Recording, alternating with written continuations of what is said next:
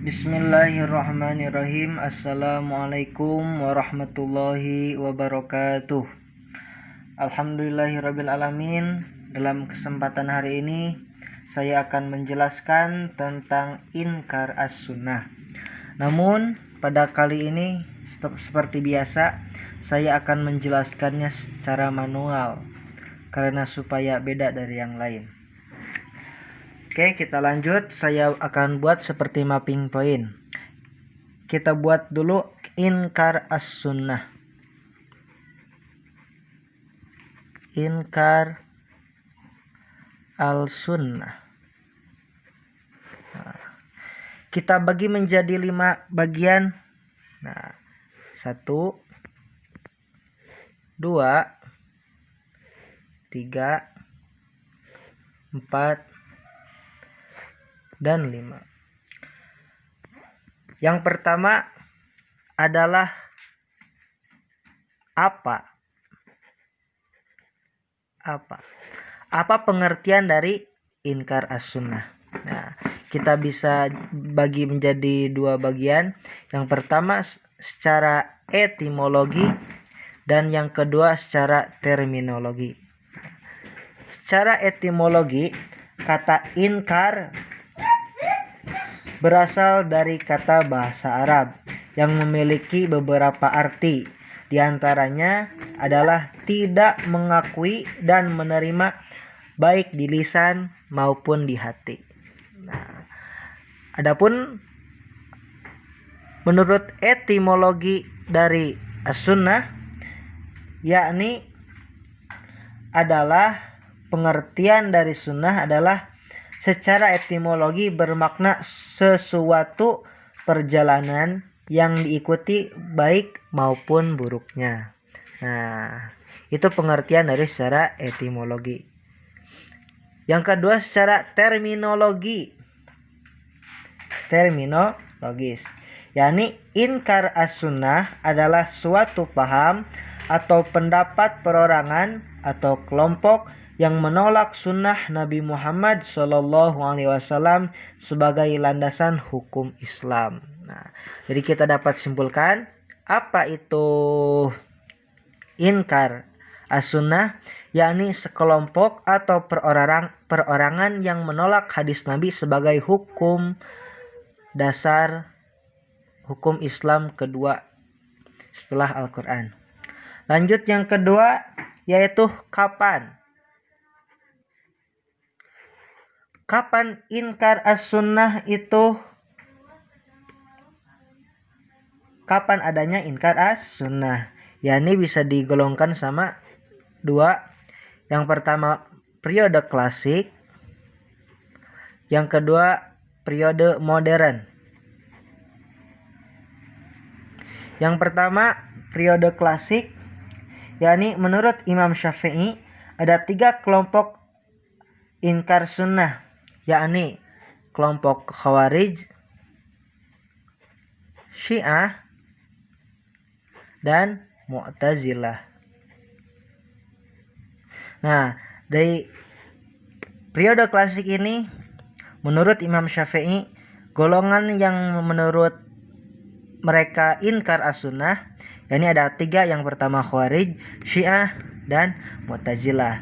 Maupun kalau periode modern, yakni argumen yang mereka keluarkan tidak jauh dari halnya periode klasik. Jadi dalam periode modern, periode klasik, yakni mempunyai argumen-argumen yang sama seperti halnya kelompok yang 3 ini. Oke, lanjut. Kalau yang ketiga, yakni siapa saja tokoh-tokoh dari inkar as-sunnah? Yang pertama adalah Taufik Sidki. Beliau berasal dari Mesir. Yang kedua adalah Nasyad Khalifah.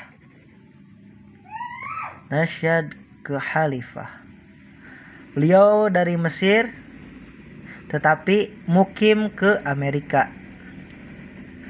Yang ketiga tokohnya adalah Ghulam Ahmad. Beliau berasal dari India.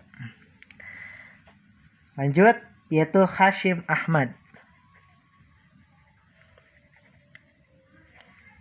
Beliau berasal dari Malaysia. Dan yang terakhir adalah dari Indonesia.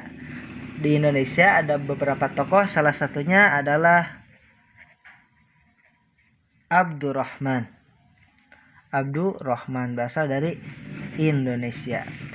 Nah, jadi ini adalah tokoh-tokoh yang memproklamasikan tentang Inkar as-Sunnah. Lanjut, untuk yang keempat adalah di mana Inkar as-Sunnah itu terjadi. Nah, terbagi lagi menjadi dua. Yang pertama klasik, dan yang kedua adalah modern. Yang klasik yakni berasal dari Irak, negara Irak, dan negara Basrah. Ada dua. Dan di era modern terjadi di beberapa tempat. Saking banyaknya kali. Jadi bisa di beberapa tempat. Nah. Terus yang kelima adalah mengapa peristiwa tersebut terjadi? Mengapa peristiwa Inkar as-Sunnah terjadi? Dikarenakan bahwa karena kelompok-kelompok tersebut mempunyai argumen ketidakpastian akan kebenaran as-Sunnah tersebut, dan Al-Quran oleh mereka telah dianggap mutawatir. Dan argumen tersebut diantara lainnya adalah yang pertama dalil nakli, yang kedua dalil akli. Jadi menurut mereka Al-Quran adalah satu-satunya hukum Islam yang berlaku bagi mereka gitu. Nah, lalu yang terakhir adalah bagaimana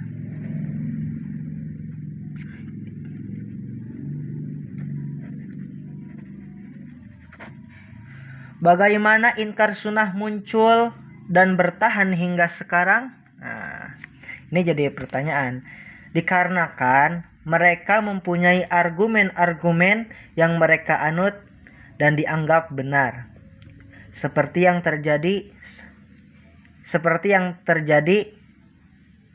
dari sampai, dan hal tersebut turun-temurun hingga sekarang. Jadi Inkar as-Sunnah bagaimana bisa terjadi sekarang? Dikarenakan banyak kaum yang dan mempunyai argumen-argumen. Mana argumen itu ada di sini, dan argumen-argumen yang berpegang teguh dan mempunyai turunan-turunan yang tidak tergoyahkan. Jadi susah untuk membenahi pemikiran yang mereka sudah anut dari sejak nenek moyang. Nah, alhamdulillah semuanya sudah terjawab. Apa, kapan, siapa, di mana, mengapa, dan terakhir bagaimana. Alhamdulillah, mudah-mudahan video ini dapat bermanfaat fid dunya wal akhirat. Amin ya Allah ya rabbal alamin. Apabila ada kata-kata yang salah, itu berasal dari kebodohan saya, dan apabila ada kata-kata yang benar, itu berasal hakikatnya dari Allah Subhanahu wa taala. Hudma sopa wa dama kadar, wallahu muwaffiq ila thamit thoriq. Wassalamualaikum warahmatullahi wabarakatuh.